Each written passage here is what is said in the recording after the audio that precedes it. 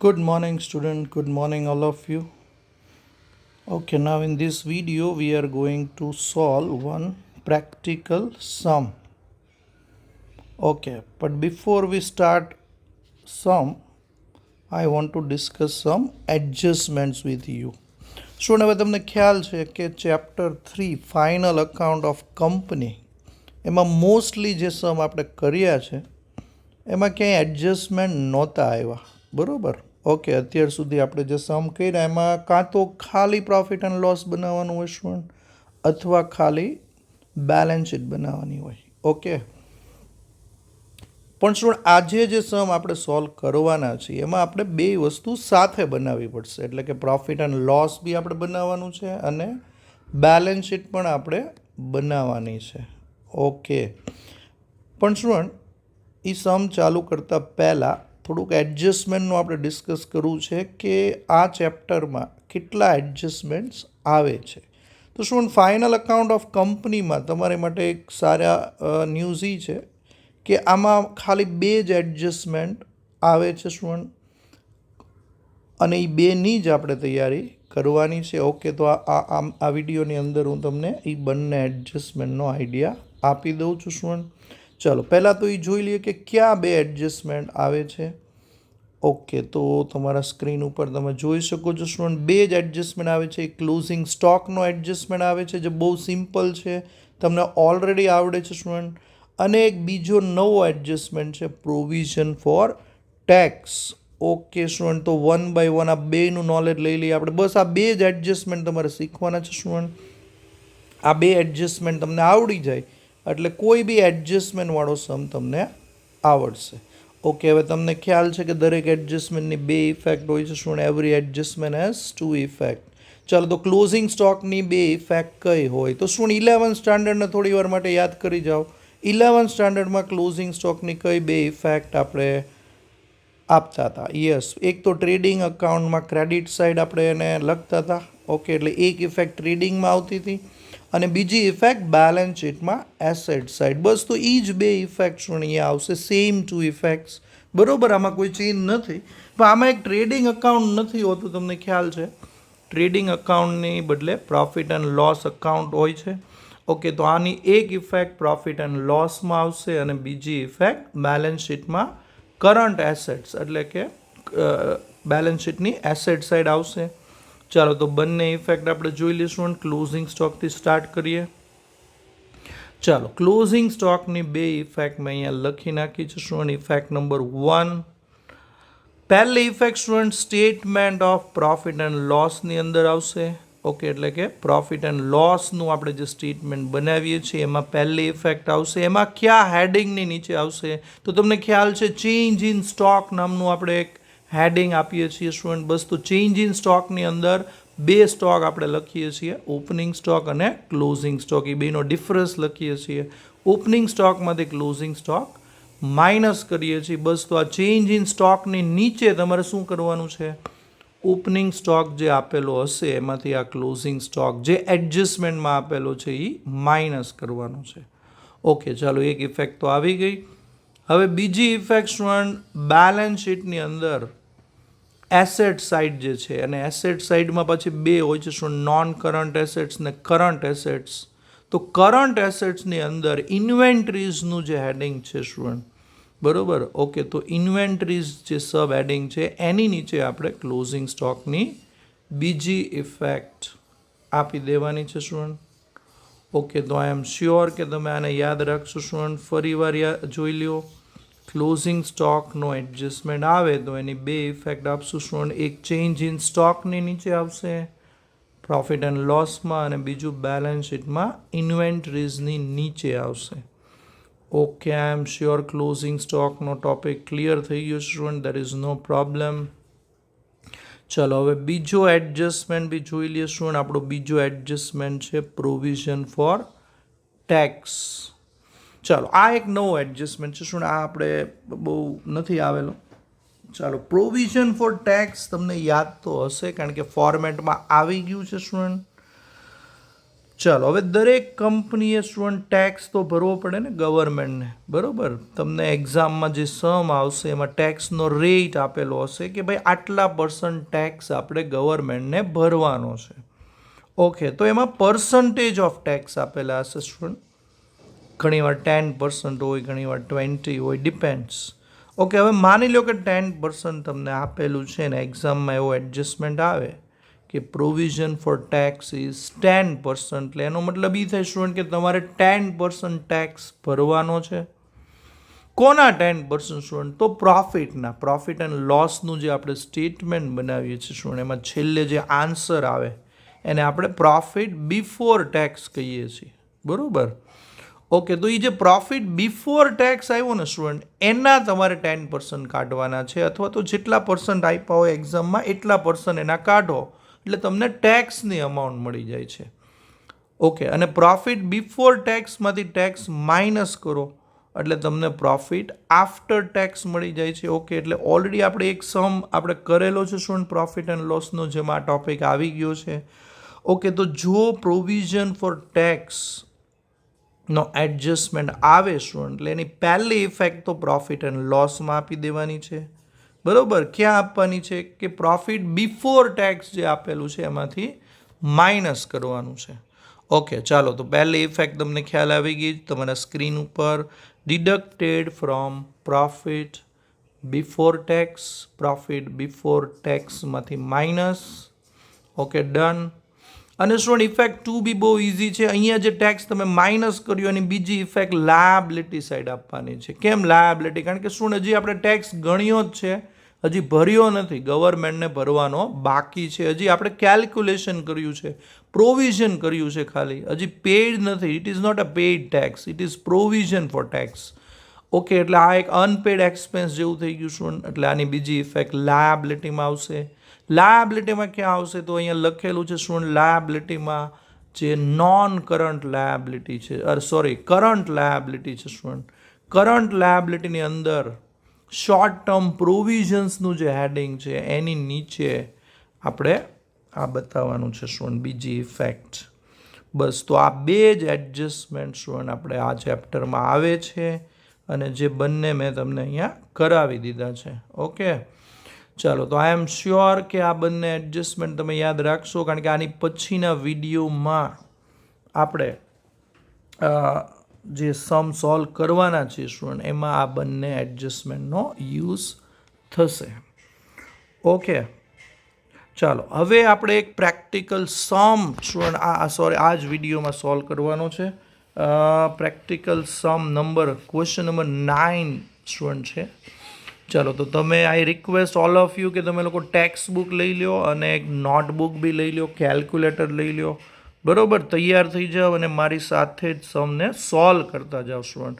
Question number 9 જે છે ને સ્ટુડન્ટ, એમાં બંને વસ્તુ બનાવવાની છે, એટલે આ એક બહુ મોટો સમ છે સ્ટુડન્ટ, એટલે 11 માર્કમાં પરફેક્ટ બેસે એવો સમ છે, એટલે આ સમ બોર્ડમાં પૂછાવાની પોસિબિલિટીઝ વધારે છે સ્ટુડન્ટ. ઓકે, તો ક્વેશ્ચન નંબર 9 જે છે એમાં પેજ નંબર 151 ઉપર આપેલું છે સ્ટુડન્ટ, તો તમે તમારી ટેક્સ્ટ બુક લઈ લો, પેજ નંબર 151 ઉપર જુઓ, ક્વેશ્ચન નંબર 9 છે. ઓકે, આ ક્વેશ્ચન નંબર 9માં સ્ટુડન્ટ આપણે ફાઇનલ અકાઉન્ટ્સ બનાવવાના છે, પણ સ્ટુડન્ટ આપણે બે અકાઉન્ટ એમાં બનાવવાના છે. પ્રોફિટ એન્ડ લોસ બી બનાવવાનું છે અને બેલેન્સ શીટ પણ બનાવવાની છે. બીજું તમને એક ટ્રાયલ બેલેન્સ આપેલું છે, બરાબર. આપણે 11th કે 12th સ્ટાન્ડર્ડમાં જે ફાઇનલ અકાઉન્ટ પૂછાય છે એ જ ફોર્મેટમાં આપ્યું છે. એક ટ્રાયલ બેલેન્સ તમને આપી દીધું છે, અને નીચે બે એડજસ્ટમેન્ટ આપેલા છે, જેની હેલ્પથી આપણે આ સમ કરવાનો છે. પણ આપણે ખાલી બે જ અકાઉન્ટ બનાવવાના છે સ્ટુડન્ટ. ક્યાં બે અકાઉન્ટ? ઓકે, તો એક તો પ્રોફિટ એન્ડ લોસ અકાઉન્ટ બનાવવાનું છે. જો તમારા સ્ક્રીન ઉપર મેં આખું પ્રોફિટ એન્ડ લોસનું ફોર્મેટ બનાવ્યું છે. ચાલો, તો આ જોઈ લો સ્ટુડન્ટ. એટલે એક પેજ ઉપર આ આખું ફોર્મેટ બનાવી નાખો સ્ટુડન્ટ. ઓકે, અને આ ફોર્મેટ ઓર્ડરમાં જ લખવું બહુ જરૂરી છે સ્ટુડન્ટ. આપણે અગાઉ વાત થઈ હતી કે ઓર્ડર બહુ જરૂરી છે. ઓકે, ઓર્ડર જો આમાં ચેન્જ થાય તો પ્રોબ્લેમ થઈ શકે. ઓકે, તો આઈ એમ શ્યોર કે તમે આ ઓર્ડરને ફોલોઅપ કરશો. આ ઓલરેડી તમે 20 વાર લખેલું છે સ્ટુડન્ટ. ઘણા લોકો હજી રેગ્યુલરલી લખતા જશે. ઓકે, તો એમને આખું ફોર્મેટ ખ્યાલ છે. ચાલો, એક તો statement of profit and loss બનાવવાનું છે, એટલે એક પેજ ઉપર આ ફોર્મેટ આખું બનાવી નાખો. નોટ નંબર લખવાની જરૂર નથી. અને બીજા પેજ ઉપર સ્ટુડન્ટ બેલેન્સ શીટનું ફોર્મેટ બનાવી નાખો. હવે બેલેન્સ શીટમાં સ્ટુડન્ટ બે સાઈડ હોય છે, તમને ખ્યાલ છે. એક છે ઇક્વિટી એન્ડ લાયબિલિટી, જે ઉપર લખવાની છે, અને એની નીચે એસેટ્સ. હવે સ્ટુડન્ટ બેલેન્સ શીટનું ફોર્મેટ તો બહુ લાંબુ છે, પણ મારે અહીંયા જગ્યાનો પ્રોબ્લેમ છે, એટલે મેં બધી વસ્તુ નથી લખી. મેં એટલી જ વસ્તુ લખી છે જે આ સમમાં આવે, બરાબર, જેથી કરીને મારે પેજનો પ્રોબ્લેમ છે, એટલે બધું સમાય નહીં, એટલે મેં આવી રીતે કર્યું છે. પણ તમારી કોઈ પ્રોબ્લેમ નથી student. I request all of you કે તમે લોકો એક આખું પેજ લ્યો અને એમાં બધા જ હેડિંગ, લાયબિલિટી સાઇડના બધા જ હેડિંગ લખી નાખો, સબ હેડિંગ બધા લખી નાખો. એવી રીતે એસેટ્સના બી મેઇન હેડિંગ અને સબ હેડિંગ બધા જ લખી નાખો. જેમાં કાંઈ ન આવતું હોય એમાં ડેશ કરી દો, એટલે શું આપણને એક ટેવ પડી જાય સ્ટુડન્ટ. ઓકે, તો ક્યાં બે અકાઉન્ટ બનાવવાના છે સ્ટુડન્ટ? આઈ રિપીટ, એક પેજ ઉપર statement of profit and loss બનાવી નાખો અને બીજા પેજ ઉપર બેલેન્સ શીટ બનાવી નાખો. બેલેન્સ શીટમાં પછી બંને સાઈડ એક જ પેજમાં લખો. ચાલો, હવે આપણે સમ સ્ટાર્ટ કરશું સ્ટુડન્ટ. ઓકે, તો પહેલાં સ્ટુડન્ટ આપણે 11th સ્ટાન્ડર્ડ યાદ કરી જઈએ. 11th સ્ટાન્ડર્ડમાં આપણે કઈ રીતે કરતા હતા કે પહેલાં બધા એડજસ્ટમેન્ટની ઇફેક્ટ આપી દેતા હતા, બરાબર. ઓકે, એટલે એડજસ્ટમેન્ટ કર્યા પછી આપણે જે ટ્રાયલ બેલેન્સમાં બાકી રહેતું હતું એની ઇફેક્ટ આપતા હતા. તો આમાં પણ આપણે એવી જ રીતે કરશું student. First let's give effect to all adjustments. There are only 2 adjustments. ચાલો, let's start with adjustment number 1 student. Read adjustment number 1. Student, adjustment number 1 is for closing stock. Closing stock is of rupees 42,000. Student, closing stock ની amount છે 42,000. ચાલો, તો હવે closing સ્ટોકની બે effect already મેં તમને કહી દીધી છે. એક તો સ્ટેટમેન્ટ ઓફ પ્રોફિટ એન્ડ લોસમાં આવશે. ક્યાં આવશે સ્ટુડન્ટ? યસ, તમને ખ્યાલ છે કે આ જે statement of profit and loss છે સ્ટુડન્ટ, એમાં એક્સપેન્સના હેડિંગની નીચે જુઓ ચેન્જ ઇન સ્ટોક છે, બરોબર. બસ, તો આ ચેન્જ ઇન સ્ટોકની નીચે બ્રેકેટમાં શું લખ્યું છે જુઓ student? Opening stock minus closing stock. Okay, એટલે ચેન્જ ઇન સ્ટોકમાં આપણે ઓપનિંગ સ્ટોકમાંથી ક્લોઝિંગ સ્ટોક શું કરવાનો હોય છે? માઇનસ. બસ, તો ચેન્જ ઇન સ્ટોકના હેડિંગની નીચે સ્ટુડન્ટ લખવું પડશે આપણે. બીજું ઓપનિંગ સ્ટોક બી સાથે જ લખવું પડશે, કારણ કે ઓપનિંગ સ્ટોકમાંથી ક્લોઝિંગ સ્ટોક માઇનસ કરવો પડશે. તો ઓપનિંગ સ્ટોક તમે જુઓ સ્ટુડન્ટ, ઓપનિંગ સ્ટોક તમને ક્વેશ્ચનમાં આપેલો છે. ટ્રાયલ બેલેન્સમાં જો છેલ્લેથી એન્ટ્રી જોતા જાઓ, થર્ડ લાસ્ટ એન્ટ્રી છે ઓપનિંગ સ્ટોક 36,000 છે આપણો, અને ક્લોઝિંગ સ્ટોક છે 42,000. ઓકે, તો સ્ટુડન્ટ આપણે ચેન્જ ઇન સ્ટોકના હેડિંગની નીચે એન્ટ્રી કરી નાખશું. યસ, જો તમારા સ્ક્રીન ઉપર ચેન્જ ઇન સ્ટોક, એમાં બ્રેકેટમાં ઓપનિંગ સ્ટોક 36,000 છે, એમાંથી 42,000 મેં માઇનસ કર્યું છે. બસ, તો એ જે 42,000 છે એ આપણો એડજસ્ટમેન્ટ છે સ્ટુડન્ટ. તો એની આ પહેલી ઇફેક્ટ છે. તો 36 - 42, તો આન્સર નેગેટિવમાં આવે છે સ્ટુડન્ટ, -6,000. હવે આપણે વાત થઈ હતી કે આન્સર જો માઇનસમાં આવે તો એને બ્રેકેટથી બતાવવાનો. ઓકે, તો જો અહીંયા બ્રેકેટ તમે જોઈ શકો છો સ્ટુડન્ટ, બ્રેકેટમાં 6,000 લખ્યા છે. ચાલો, તો આ પહેલી ઇફેક્ટ આવી ગઈ સ્ટુડન્ટ ક્લોઝિંગ સ્ટોકની. ડન. ચાલો, હવે એવરી એડજસ્ટમેન્ટ હેઝ 2 ઇફેક્ટ. તો સ્ટુડન્ટ આની બીજી ઇફેક્ટ એસેટ્સમાં આપશું. ઓકે, એસેટ્સમાં કઈ એસેટ સ્ટુડન્ટ? નોન કરંટ કે કરંટ? યસ, કરંટ એસેટ્સમાં. અને કરંટ એસેટ્સમાં ઇન્વેન્ટરીઝના હેડિંગની નીચે આપણે આને લખશું. ચાલો, જો તમારા સ્ક્રીન ઉપર બેલેન્સ શીટ આવી ગઈ છે શું, એમાં એસેટ્સનું હેડિંગ જુઓ.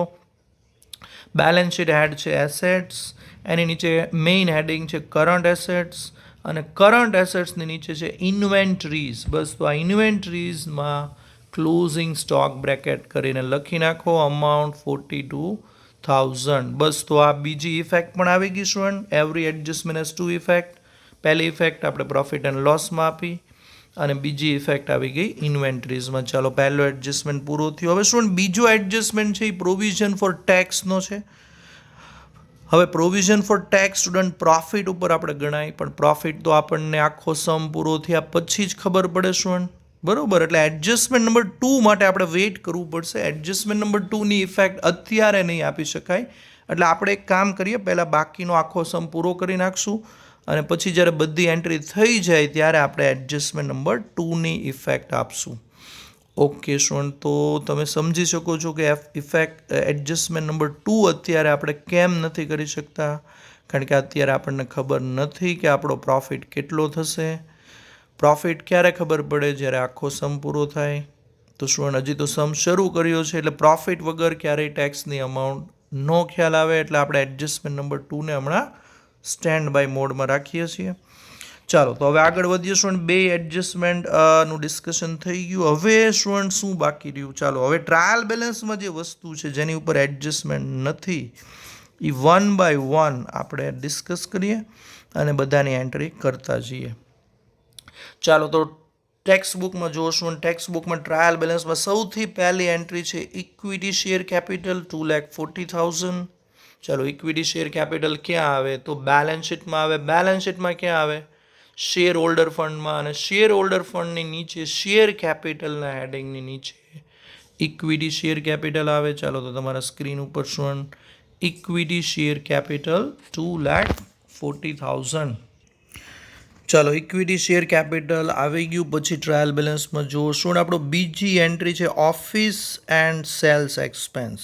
ચાલો, તો ઓફિસ અને સેલ્સ એક્સપેન્સ પ્રોફિટ એન્ડ લોસમાં આવે શું? ઓકે, પ્રોફિટ એન્ડ લોસમાં ક્યાં આવશે? તો તમે જોઈ શકો છો એક્સપેન્સના હેડિંગની નીચે સ્ટુડન્ટ લાસ્ટ જો અધર એક્સપેન્સીસ છે. અધર એક્સપેન્સીસ હેડિંગની નીચે ઓફિસ એન્ડ અધર એક્સપેન્સીસ આવશે. ઓકે, ચાલો, તો એમાં લખેલું છે office and other expenses, sales expenses 24,000.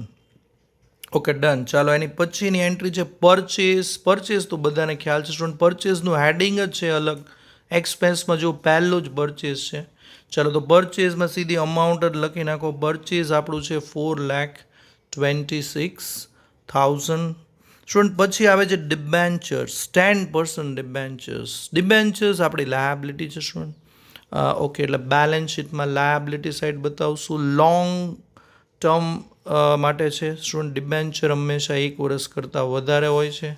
Okay, એટલે એ નોન કરંટ લાયબિલિટીઝમાં આવશે. Long term liabilities, non current લાયબિલિટીની નીચે લોંગ ટર્મ બોરોઈંગ્સમાં આવશે. ચાલો, તો લોંગ ટર્મ બોરોઈંગ્સની બાજુમાં બ્રેકેટમાં 10% ડિબેન્ચર્સ લખી નાખો. અમાઉન્ટ છે 1,20,000. ચાલો, પછી આવે છે સ્ટુડન્ટ સેલ્સ. સેલ્સ તો ઇઝી છે student. Profit and loss account એટલે કે સ્ટેટમેન્ટ ઓફ પ્રોફિટ એન્ડ લોસમાં પહેલી જ એન્ટ્રી સેલ્સની છે, રેવન્યુ ફ્રોમ ઓપરેશન્સ. ચાલો, ત્યાં સેલ્સની અમાઉન્ટ લખી નાખો 9,60,000. Okay, done. પછી આવે છે સ્ટુડન્ટ સોફ્ટવેર. સોફ્ટવેર આપણે ઇનટેન્જિબલ એસેટ છે, એટલે કે બેલેન્સ શીટની અંદર આપણે લખવી પડશે. બેલેન્સ શીટમાં એસેટ્સના હેડિંગની નીચે જુઓ નોન કરંટ એસેટ્સમાં 2 હેડિંગ છે, ટેન્જિબલ અને ઇનટેન્જિબલ.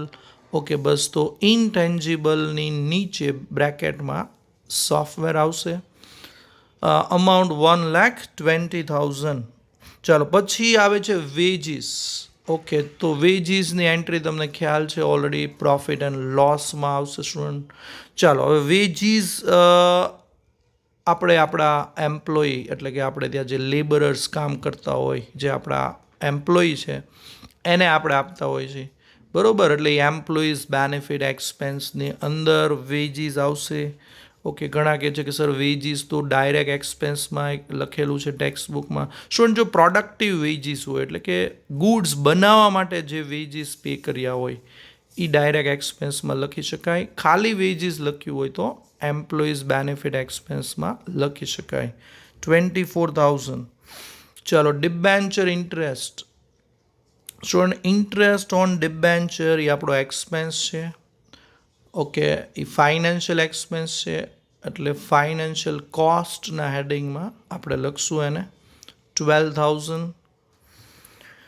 ચાલો, હવે ઇન્ટરેસ્ટ ઓન ડિબેન્ચર પછી આવે છે સેલરી. સ્ટુડન્ટ સેલરી જે છે એ પણ એમ્પ્લોય બેનિફિટ એક્સપેન્સ છે, એટલે આપણે જ્યાં વેજીસ લખ્યું છે એની અંદર આ સેલરી એડ કરી દઈશું આપણે. ચલો, તો વેજીસમાં સેલરી એડ કરી દીધી તો અમાઉન્ટ થઈ ગઈ 3,24,000. ઓકે, સ્ટુડન્ટ પછી આવે છે બેંક ઓવરડ્રાફ્ટ. બેંક ઓવરડ્રાફ્ટ આપણી લાયબિલિટી છે સ્ટુડન્ટ, એટલે બેલેન્સ શીટમાં કરંટ લાયબિલિટીની અંદર શોર્ટ ટર્મ બોરોઈંગ્સના હેડિંગમાં આપણે બતાવશું બેંક ઓવરડ્રાફ્ટ 14,400. એવી રીતે land and building. Land and building student આપણી ટેન્જિબલ એસેટ્સ છે, એટલે એસેટ્સના હેડિંગમાં નોન કરંટ એસેટ્સમાં ટેન્જિબલ એસેટ્સની નીચે આપણે બતાવશું 2,28,000. ચાલો પછી આવે છે opening stock. Opening stock student already આવી ગયું છે આપણે.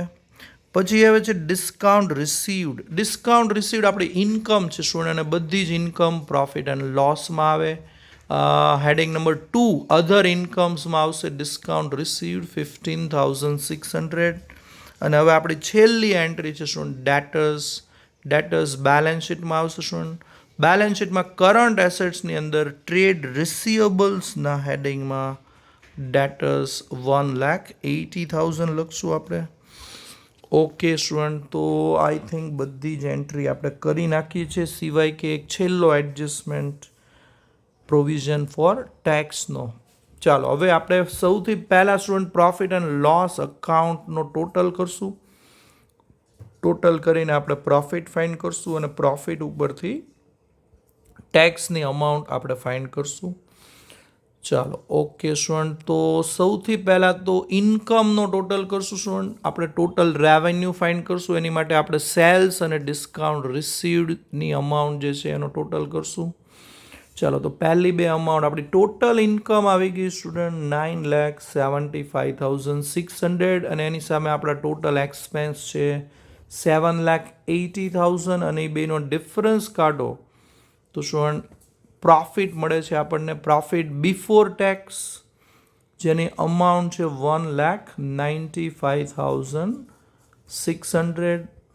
ચાલો હવે આ જે પ્રોફિટ છે ને એની ઉપર આપણે ગવર્મેન્ટને ટેક્સ ભરવાનો હોય છે. અહીંયા ટેક્સનો રેટ જો એડજસ્ટમેન્ટમાં સ્ટુડન્ટ 50% છે, 50% સ્ટુડન્ટ, એટલે કે આ જે પ્રોફિટ છે એની અડધી અમાઉન્ટ આપણે ગવર્મેન્ટને એઝ અ ટેક્સ ભરી દેવી પડશે. તો કેલ્ક્યુલેટરમાં કરી જુઓ સ્ટુડન્ટ, 1,95,600 ના હાફ, યસ, તો આ 97,800 આપણને મળી ગયા સ્ટુડન્ટ. આને કહેવાય પ્રોવિઝન ફોર ટેક્સ. ઓકે, આ એક એડજસ્ટમેન્ટ છે સ્ટુડન્ટ. આ provision for tax A adjustment છે. એની પહેલી ઇફેક્ટ અહીંયા આવી ગઈ છે સ્ટુડન્ટ 97,800, અને એની બીજી ઇફેક્ટ આપણે આગળ આપશું લાયબિલિટી સાઈડ. બરોબર, ઓકે, તો ચાલો લાયબિલિટી સાઈડ આપી જ દઈએ આપણે. લાયબિલિટીમાં સ્ટુડન્ટ કરંટ લાયબિલિટીમાં જો શોર્ટ ટર્મ પ્રોવિઝન્સ છે એની બાજુમાં બ્રેકેટમાં પ્રોવિઝન ફોર ટેક્સ લખી નાખો, એટલે આપણો બીજો એડજસ્ટમેન્ટ પણ પૂરો થયો સ્ટુડન્ટ. ફરીવાર પહેલી ઇફેક્ટ જો અહીંયા આવી ગઈ છે પ્રોવિઝન ફોર ટેક્સની પ્રોફિટ એન્ડ લોસ સ્ટેટમેન્ટમાં, અને એની બીજી ઇફેક્ટ શોર્ટ ટર્મ પ્રોવિઝન્સમાં આપણે બતાવી દીધી છે. એટલે એડજસ્ટમેન્ટ નંબર 2 પણ આપણો પૂરો થયો સ્ટુડન્ટ. બંને એડજસ્ટમેન્ટ પૂરા થઈ ગયા. ચાલો હવે પાછા પ્રોફિટ એન્ડ લોસમાં આવી જઈએ સ્ટુડન્ટ. હવે પ્રોફિટ આફ્ટર ટેક્સ આપણે ફાઇન્ડ કરશું. પ્રોફિટ બિફોર ટેક્સમાંથી ટેક્સની અમાઉન્ટ માઇનસ કરો એટલે તમને મળી જાય છે પ્રોફિટ આફ્ટર ટેક્સ 97,800. ચાલો તો પ્રોફિટ એન્ડ લોસ પૂરું થયું સ્ટુડન્ટ. ચાલો હવે આ પ્રોફિટને આપણે ક્યાં ટ્રાન્સફર કરશું સ્ટુડન્ટ? 11th સ્ટાન્ડર્ડ યાદ કરો, આપણે નેટ પ્રોફિટને ક્યાં ટ્રાન્સફર કરતા? યસ, લાયબિલિટી સાઈડ, કેપિટલમાં પ્લસ કરતા. બસ તો એવી જ રીતે સ્ટુડન્ટ અહીંયા જે પ્રોફિટ મળ્યો છે, જે પ્રોફિટ આફ્ટર ટેક્સ છે, જેને આપણે નેટ પ્રોફિટ કહેશું, આ નેટ પ્રોફિટને પણ અહીંયા બેલેન્સ શીટની લાયબિલિટી સાઈડ શેર હોલ્ડર્સ ફંડમાં ટ્રાન્સફર કરશું, અને એને રિઝર્વ એન્ડ સરપ્લસના હેડિંગની નીચે આપણે લખશું બ્રેકેટમાં. તો તમે જોઈ શકો છો તમારા સ્ક્રીન ઉપર, રિઝર્વ એન્ડ સરપ્લસમાં બ્રેકેટમાં નેટ પ્રોફિટ, અને અમાઉન્ટ છે 97,800. ઓકે સ્ટુડન્ટ, તો આખો સમ કમ્પ્લીટ થઈ ગયો છે. હવે બસ ખાલી બેલેન્સ શીટનો એક ટોટલ આપણે કરી નાખીએ. પહેલાં લાયબિલિટી સાઈડનો ટોટલ કરશું student. Liability side 3 main headings છે: share holders fund, non current liabilities end current liabilities. Okay, હવે 1 બાય 1 ટોટલ કરીએ ત્રણેયનો.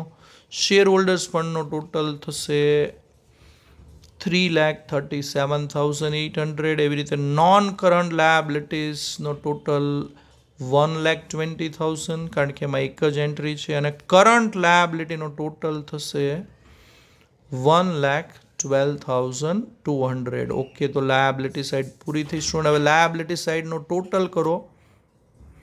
ઓકે, તો લાયબિલિટી સાઇડનો ટોટલ છે સ્ટુડન્ટ 5,70,000. ચાલો હવે એસેટ્સનો ટોટલ પણ આટલો જ થવો જોઈએ. ચાલો તો એસેટ્સમાં પહેલાં નોન કરંટ એસેટ્સનો ટોટલ કરી લઈએ સ્ટુડન્ટ. દેટ કમ્સ ટુ 3,48,000 અને કરંટ એસેટ્સનો ટોટલ થાય છે 2,22,000 અને એ બંનેનો ટોટલ 5,70,000. ઓકે, તો આપણો બે ટોટલ ટેલી થઈ ગયા student. Liability is equal to assets. Okay student, તો ક્વેશ્ચન નંબર 9 આપણે પૂરો કર્યો. બહુ જ ઇઝી છે. આની જેવો જ એક સમ ટેક્સ્ટ બુકમાં છે સ્ટુડન્ટ. ક્વેશ્ચન નંબર 10 એ તમારે હોમવર્કમાં ટ્રાય કરવાનો છે સ્ટુડન્ટ. એમાં એક પણ એડજસ્ટમેન્ટ બી નથી, તો that will be easy for you student. બહુ જ ઇઝી થશે. એટલે તમને લાસ્ટ ક્વેશ્ચન 10 તમે કરી નાખો એટલે આ ચેપ્ટર આપણું ઓલમોસ્ટ પૂરું થઈ ગયું student. Okay, take care student.